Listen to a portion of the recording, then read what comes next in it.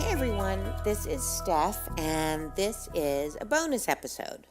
I wanted to go through some quotations from later writings of Bill Wilson, who, as you know, many consider to be on another plane from us, and that's often when AA can feel like a religion in and of itself, and I find that very distressing.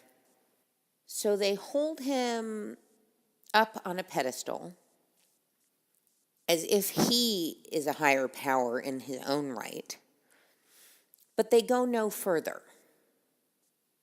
The Bill they know and the Bill they worship, so to speak, himself changed over the years.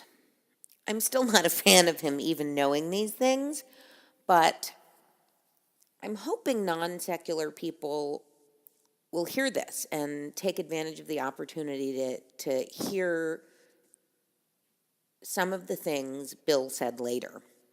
And if you're struggling, you're firmly atheist, you're agnostic, whatever, secular, these will help you to see that the big book was written by someone with 3 years of sobriety and friends who also had around 3 years of sobriety, if not less. And he does grow and evolve and change and open his mind. Not enough for my taste, but nonetheless, he sees the dangers of staying too rigid, and he also sees that perhaps he didn't know everything with 3 years of sobriety. And I think it's our obligation to keep reading what he has to say. If we're going to take the beginnings of his work seriously, we should certainly continue to take the things he said seriously. Many of those are in later writings. When Bill wrote the book about the traditions, the 12 traditions, he included the 12 steps in that book, in part, not entirely, but in part because very few people were going to buy the traditions on their own. So he wrote long forms of the steps and the traditions based on his experience. It is his experience going through the steps. So religious or not, it can be a really interesting book to read to help you if you're struggling. So in that book, the third tradition, the long form, our membership ought to include all who suffer from alcoholism. Hence, we may refuse none who wish to recover, nor ought AA membership ever depend on money or conformity.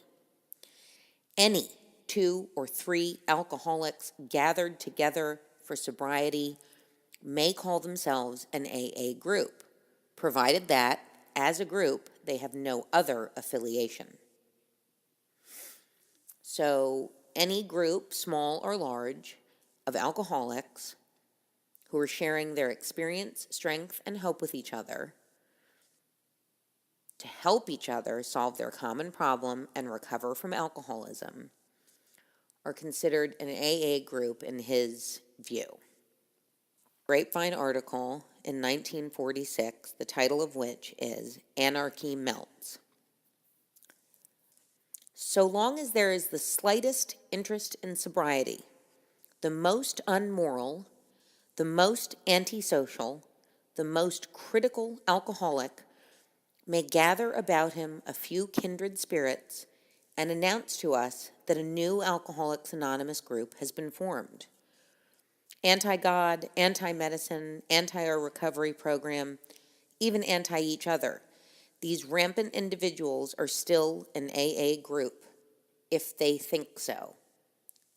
Well, so there are towns and cities across the United States, and I'm sure in other countries, that refuse to list atheist, humanist, or freethinker groups in their meeting books. 7 years after the publication of the big book, Bill already saw and understood that that could be a problem. Now, his description of these rampant individuals is not my favorite, But nonetheless, he was evolving. So to appreciate that is important, even if you wish it were more or you disagree with some of his verbiage. To step back and see someone else's perspective is really important. And to bring in the context of time, again, is really important. In Alcoholics Comes of Age, on page 81, written in 1957, he's writing about being approached by Buddhist monks who asked him about replacing the word God in the book with the word good. That is not to say they wanted to rewrite it, but what were his thoughts on that idea? Because for them, they don't worship a God. And he writes, to some of us, the idea of substituting good for God in the 12 steps will seem like a watering down of AA's message. We must remember that AA's steps are suggestions only. A belief in them as they stand is not at all a requirement for membership among us.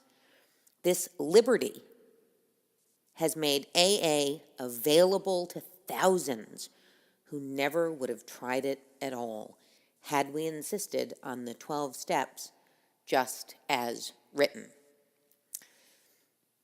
1957, when Alcoholics Anonymous Comes of Age was written, is 18 years after the publication of the first edition of the Big Book. In those 18 years,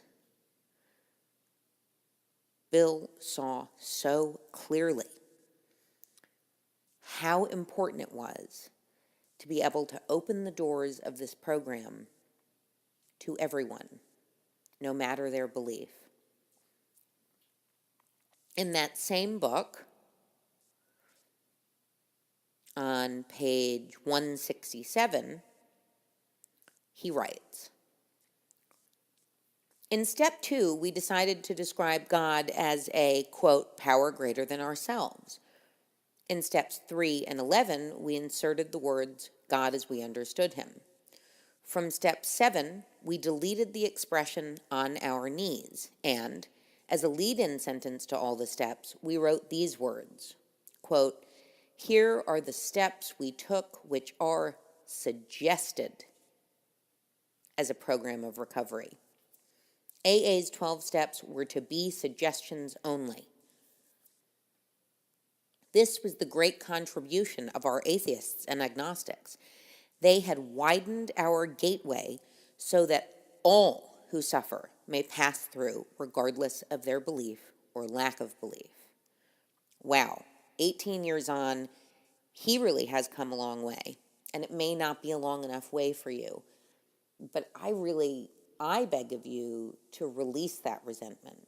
There's a footnote on page 232 of the same book. Nothing, however, could be so unfortunate for AA's future as an attempt to incorporate any of our personal theological views into AA teaching, practice, or tradition. This is important to me because it is important to my argument with a lot of the less knowledgeable, I don't want to sound judgmental, but maybe just less learned on the topic, who argue, well, it's tradition, it's not Christian, it's tradition. It is Christian. It's very clearly Christian. Things like the Lord's Prayer are Christian. And actually, if we go back to 1940 in a pamphlet written in Akron called Spiritual Milestones in Alcoholics Anonymous, he wrote, the spiritual life is by no means a Christian monopoly. There is not an ethical religion in the world today that does not teach to a great extent the principles of love, charity, and goodwill. Consider the 8-part program laid down in Buddhism: right view, right aim, right speech, right action, right living, right effort, right mindedness, and right contemplation. The Buddhist philosophy, as exemplified by these 8 points, could be literally adopted by AA as a substitute for, or in addition to, the 12 steps. Wow, again, this idea that what Bill Wilson wrote in 1939 with 3 years sober is somehow a love letter from God, and then ignore that he himself grew along spiritual lines, however you wish to define spiritual, and opened his mind, is just ludicrous. It's ludicrous, and it's upsetting. It's very frustrating. In a letter from Bill Wilson in 1961, 22 years after the publication, he writes, "As time passes, our book literature has a tendency to get more and more frozen, a tendency for conversion into something like dogma. This is a trait of human nature, which I am afraid we can do little about." And I would say no, we can do plenty about it. And societal evolution has shown that. It is my opinion that the institution of AA will end up crumbling, as most of the institutions appear to be doing now, if it does not adjust to the times. And my hope is that with podcasts like this and other secular podcasts, with a growing number of secular groups, that we will see AA revived and perhaps made stronger. The problem of drug addiction right now is huge. It is in many ways a plague.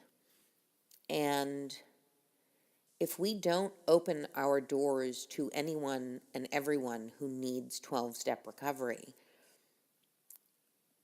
if we make anyone feel unwelcome, then we are not doing step 12. We are not living in step 12. We are not living the program of AA. Also in 1961, Bill Wilson wrote a Grapevine article called "The Dilemma of No Faith." He writes, I love this, "In AA's first years, I all but ruined the whole undertaking. God, as I understood him, had to be for everybody. Sometimes my aggression was subtle, and sometimes it was crude. But either way, it was damaging, perhaps fatally so, to numbers of non-believers." Oh, thank you, Bill. Thank you. Now, if we could somehow say that to all the dogmatic types in our meetings, and if you do choose to go to a business meeting and bring this sort of thing up in an effort to affect change, I suggest going armed with quotations like that. And certainly, knowledge is power.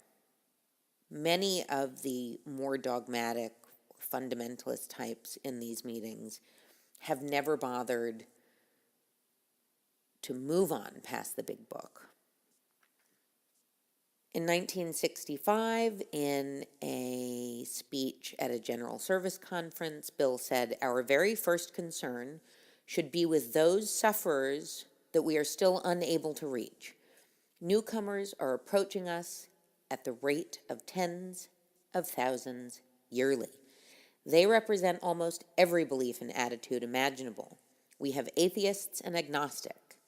We have people of nearly every race, culture, and religion. How much and how often did we fail them? Simply because we have convictions that work very well for us, it becomes quite easy to assume that we have all of the truth. Whenever this brand of arrogance develops, we are sure to become aggressive. We demand agreement with us. We play God. This isn't good dogma. This is very bad dogma.